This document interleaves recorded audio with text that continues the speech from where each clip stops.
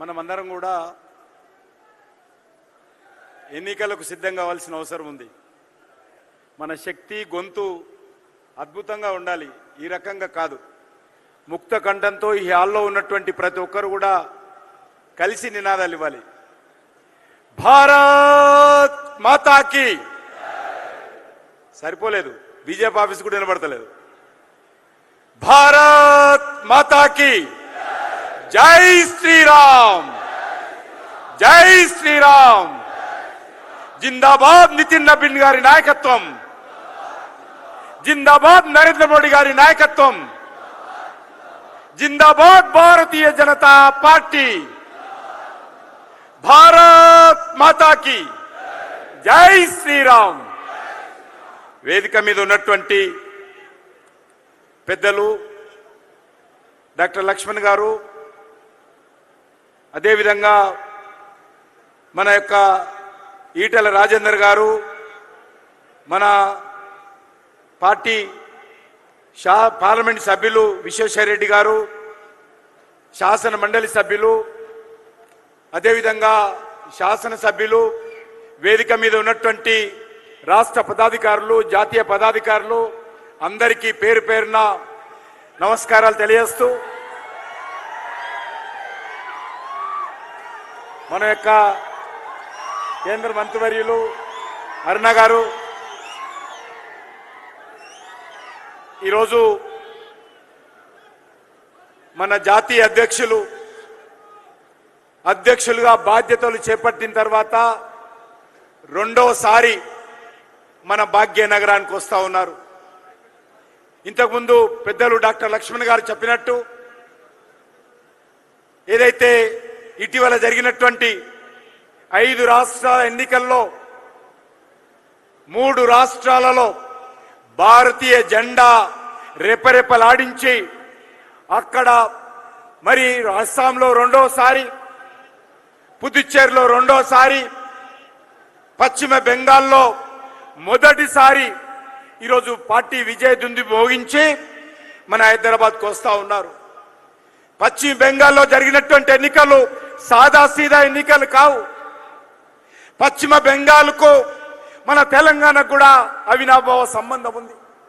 ఈరోజు చూస్తా ఉన్నాము, భారతీయ జనతా పార్టీ ప్రభుత్వం వచ్చిన తర్వాత పశ్చిమ బెంగాల్ నుంచి బంగ్లాదేశ్ కు సంబంధించినటువంటి అక్రమ వలసదారులు ఏదైతే కాంగ్రెస్ పార్టీ టీఎంసీ కారణంగా సంవత్సరాలుగా తిష్ట వేసుకొని అస్సాంలో గుండాయిజము, రౌడీయిజము, మాఫియాయిజం చేస్తూ హిందువుల మీద అత్యాచారాలు చేస్తున్నటువంటి బంగ్లాదేశీలు ఏ రకంగా తోక ముడిచి లక్షలాది మంది బంగ్లాదేశ్ కు తిరిగి వెళ్తున్నారో అది భారతీయ జనతా పార్టీ ప్రభుత్వం ఏర్పడడంతో సాధ్యమైందని మనం చేస్తా ఉన్నాను. ఈరోజు మనం అందరం కూడా ఆలోచించాలి.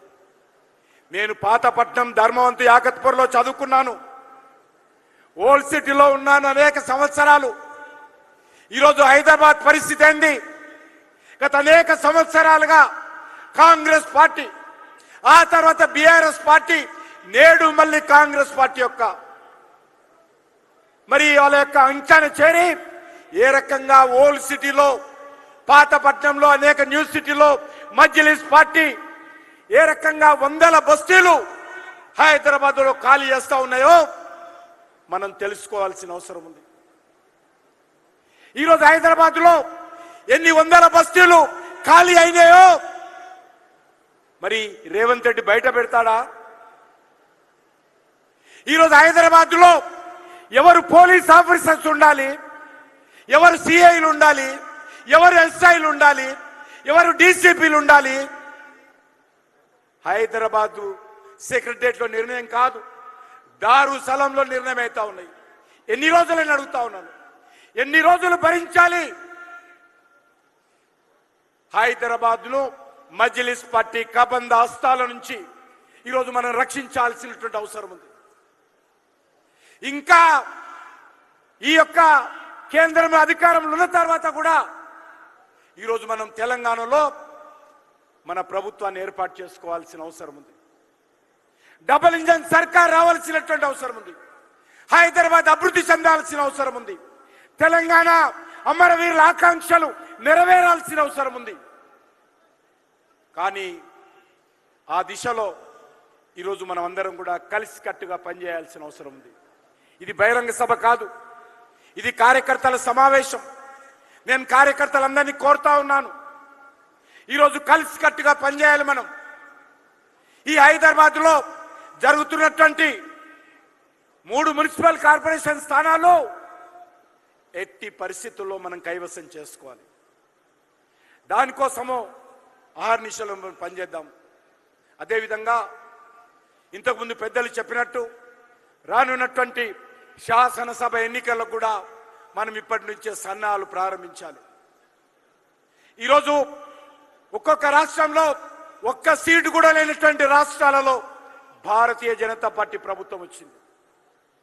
ఈరోజు మనకు గత పార్లమెంట్ ఎన్నికల్లో 50% పార్లమెంట్ సీట్లు మనం గెలిచాము. 50%, 35 నుంచి 36% ఓట్లు ఈరోజు తెలంగాణ గడ్డ మీద తెలంగాణ ప్రజలు కమలం పువ్వు గుర్తు మీద ఓటు వేసి నరేంద్ర మోడీ గారి నాయకత్వానికి తెలంగాణ ప్రజలు మద్దతు పలికారు.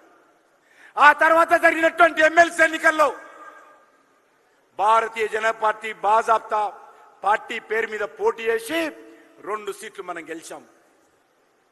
కాబట్టి ఈ వచ్చే శాసనసభ ఎన్నికల్లో భారతీయ జనతా పార్టీ అధికారంలో రావడం పెద్ద కష్టమేం కాదు. దానికి మనమందరం ఐక్యమత్యంగా పనిచేద్దాం, కలిసికట్టుగా పనిచేద్దాము. ఈ రాష్ట్రంలో భారతీయ జనతా పార్టీ ప్రభుత్వం రావాలి. తెలంగాణ ప్రజలు కూడా ఆలోచిస్తున్నారు. 10 సంవత్సరాల పాటు బీఆర్ఎస్ పార్టీకి అవకాశం ఇచ్చాము. 10 సంవత్సరాల ముందు మళ్ళీ ఇప్పుడు 2.5 ఏళ్లుగా కాంగ్రెస్ పార్టీకి అధికారం ఇచ్చాము. ఈ 2 పార్టీలలో ఏ మాత్రం తేడా లేదు. ఈ 2 పార్టీలు కూడా అవినీతి పార్టీలే. ఈ 2 పార్టీలు కూడా 2 కుటుంబాల చేతుల్లో ఉన్నటువంటి పార్టీలే. ఈ 2 పార్టీలు కూడా అహంకార పూరితమైనటువంటి పార్టీలే. ఈ 2 పార్టీలు కూడా ప్రజలకు హామీ ఇచ్చి మోసం చేసేటువంటి పార్టీలే. ఈ 2 పార్టీలు కూడా దొందే బొమ్మ బొరుసు లాంటి పార్టీలే. ఈ 2 పార్టీలు కూడా మజ్లిస్ పార్టీని పెంచి పోషించేటువంటి పార్టీలే. ఈ 2 పార్టీలు కూడా మజ్లిస్ పార్టీ మోచేతి నీళ్లు తాగేటువంటి పార్టీలే. ఈ 2 పార్టీలు కూడా హైదరాబాద్ను మజ్లిస్ పార్టీకి దారాదత్తం చేసేటువంటి పార్టీలే. అందుకే ఈరోజు హైదరాబాద్ ఉన్నటువంటి భారతీయ జనతా పార్టీ కార్యకర్తలు కానీ హైదరాబాద్ ప్రజలు కానీ ఆలోచన చేయాలి. హైదరాబాద్ ప్రజలకు అండగా ఉండాలి. ఈరోజు మనం చూస్తూ ఉన్నాం, ఎస్ఐఆర్ వస్తూ ఉంది. ఎందుకు ఈరోజు ఉలికి పడతా ఉన్నది ఈరోజు మజ్లిస్ పార్టీ? ఎందుకు ఈరోజు కాంగ్రెస్ పార్టీ ఉలికి పడతా ఉంది? ఎందుకు ఈరోజు బీఆర్ఎస్ పార్టీ ఉలికి పడతా ఉంది? ఎలక్షన్ కమిషన్ మీద ఎందుకు విమర్శలు చేస్తా ఉన్నారు? ముఖ్యమంత్రి స్థాయిలో ఉన్నటువంటి వ్యక్తి హైదరాబాద్లో మరి హజ్ హౌజ్లో మీటింగ్ పెట్టి ఆ మీటింగ్లో అంటాడు, మీరంతా ముందుకు రావాలి, మీరంతా పోరాటం చేయాలి, మీ ఓట్లు తీయడం కోసం కేంద్రం చూస్తుంది అని. ఇక్కడ ఉండేది ఆయన ప్రభుత్వం, ఇక్కడ ఉండేది తెలంగాణ ఉద్యోగస్తులు. ఈరోజు ఇంటింటికి వెళ్ళేది ఏఎస్ఆర్ కోసము తెలంగాణ ఉద్యోగస్తులు వెళ్తారు. కానీ రేవంత్ రెడ్డి గారికి తెలంగాణ ఉద్యోగస్తుల మీద నమ్మకం లేదు. ఈరోజు మనం చూస్తా ఉన్నాం,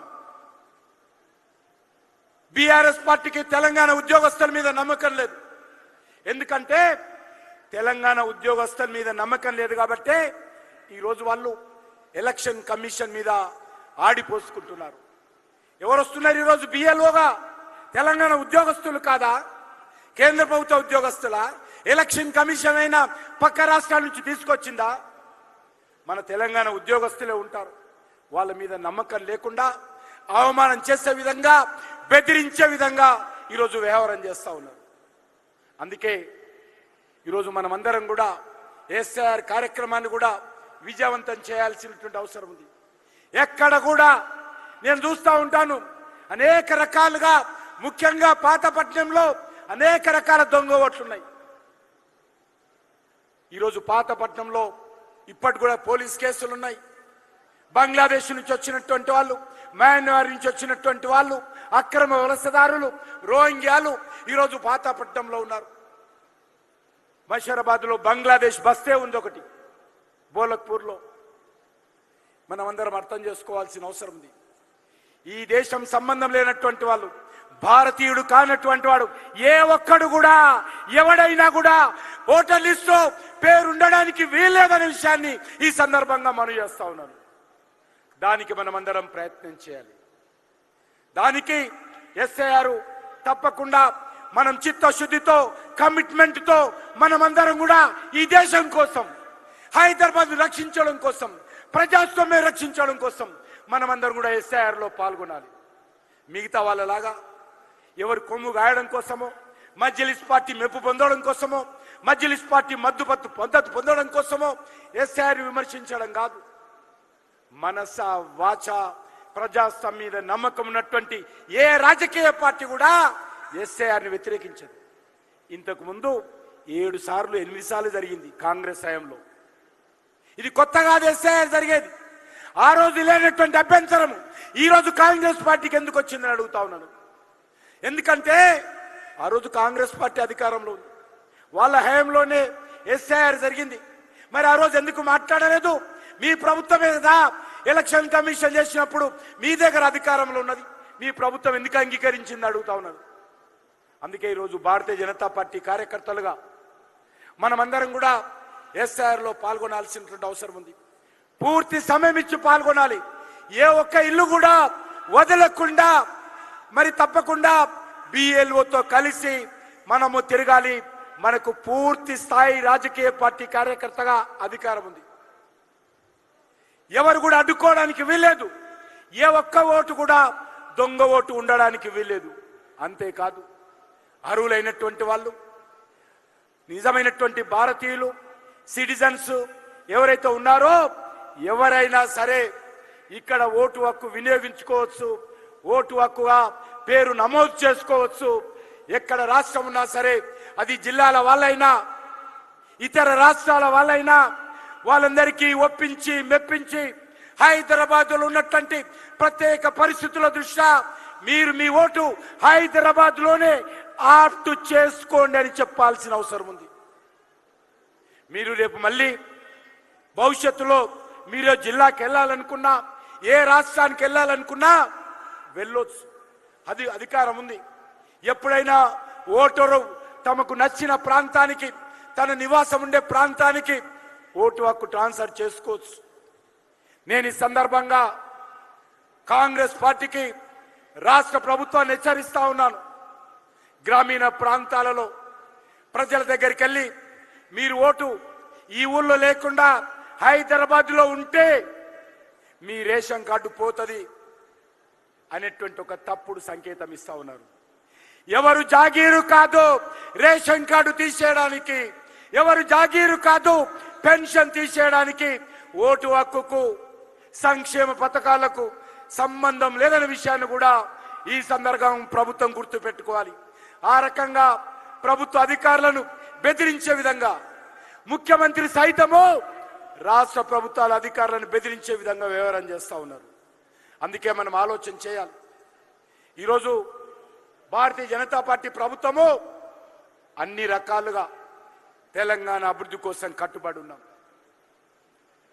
మరి ఈరోజు కాంగ్రెస్ పార్టీని అడుగుతా ఉన్నాను, మీరు ఇన్ని సంవత్సరాలైంది, 2 సంవత్సరాల 7 నెలలు కావస్తా ఉంది.